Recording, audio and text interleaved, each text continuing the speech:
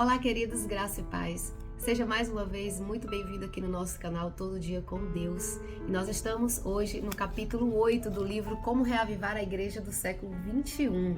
Este capítulo ele trata de apostasia e restauração. Só que antes de nós começarmos a nossa reflexão, eu quero lembrar a você de nos ajudar compartilhando este canal, se inscrevendo, dando seu like aí e levando essas mensagens para muitas pessoas, para que estas pessoas possam ser alcançadas para o reino de Deus, tá bom? Então você estará nos ajudando de forma tremenda. E nesse momento eu quero pedir a você que ore conosco para que o Espírito Santo nos ajude na reflexão de hoje. Querido Deus, muito obrigada, Senhor, por estar aqui conosco mais uma vez, por nos dar esta oportunidade. Te pedimos que o Senhor nos ajude iluminando a nossa mente a compreender esta palavra, em nome de Jesus. Queridos, peço a você que abra a sua Bíblia aí no livro de 1 João, capítulo 1, versos 5 até o verso 7. A mensagem que dele ouvimos e que anunciamos a vocês é esta: Deus é luz e não há nele treva nenhuma. Se dissermos que mantemos comunhão com ele e andarmos nas trevas, mentimos e não praticamos a verdade.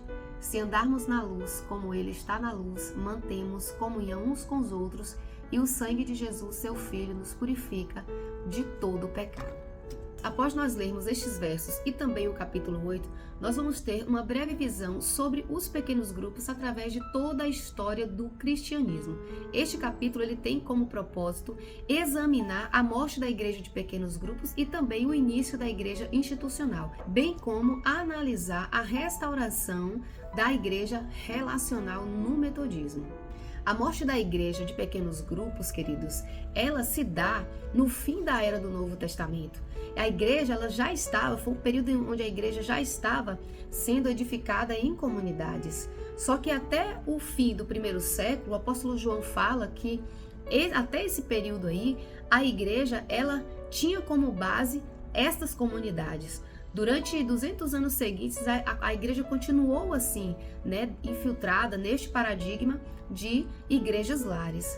Neste período, inclusive, a igreja estava experimentando um crescimento substancial e aparentemente estava com uma boa saúde espiritual, embora estivesse sendo perseguida. Somente no terceiro século é que os cristãos começaram a construir templos para que suas reuniões pudessem ser realizadas ali.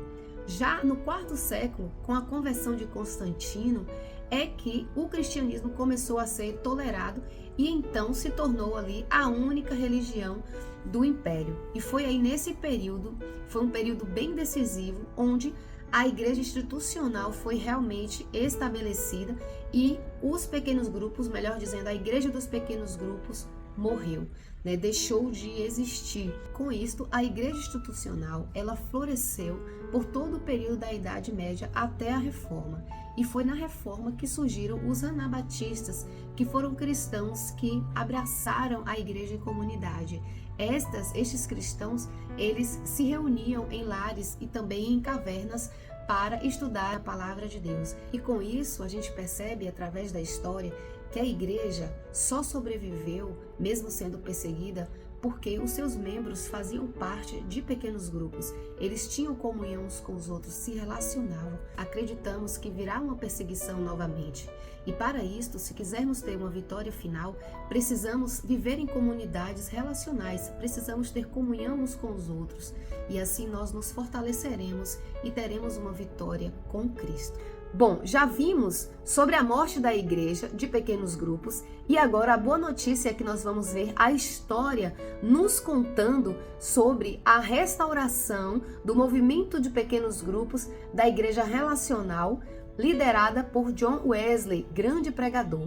Diferente de outros de sua época, John Wesley, ele se notabilizou, se destacou pela ênfase no discipulado e muitas pessoas ganharam pela pregação de Wesley e foram direcionadas para classes de estudo. Estas pessoas ganharam muito com isso. Existiam também os grupos que eram opcionais, mas as classes elas eram necessárias e todos que desejavam se manter como membro do metodismo precisavam compor uma dessas classes. classes que em sua maioria eram lideradas por mulheres que desenvolviam um trabalho muito forte nesse pastoreio. Essas classes eram reuniões, movimentos de santificação e tinham o propósito de responsabilizar os membros por sua vida com Cristo. Encontros regulares nestas classes eram marcados por perguntas que eram feitas para eles, que se fossem feitas no dia de hoje chocaria muita gente, mas que eu e você precisa saber para que nós possamos entender como era o relacionamento entre eles lá naquela época. Eu vou citar algumas aqui para que vocês possam compreender melhor. Primeiro, que pecado conhecido você cometeu desde a nossa última reunião? Segundo, que tentações você sofreu? Que tentações você enfrentou? Como recebeu o livramento?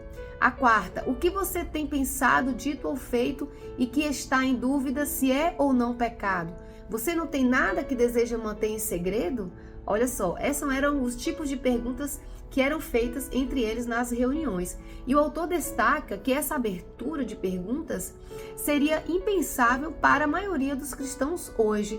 Mas a ideia não era questionar aquelas pessoas para julgá-las, mas sim fazê-las crescer espiritualmente na presença de Deus, responsabilizando-as por sua vida em Cristo Jesus. E com isso, queridos, o metodismo cresceu sob a liderança de Wesley. Só que depois de sua morte, ficou evidente que a presença nestas classes já não era mais obrigatória, e isso com certeza coincidiu com o declínio do metodismo. O autor ele destaca que quando o adventismo surgiu, essas reuniões elas já estavam diminuindo no metodismo. Só que é importante salientar que muito do metodismo foi assimilado pelo adventismo, porque entre seus pioneiros haviam metodistas como Ellen White, por exemplo.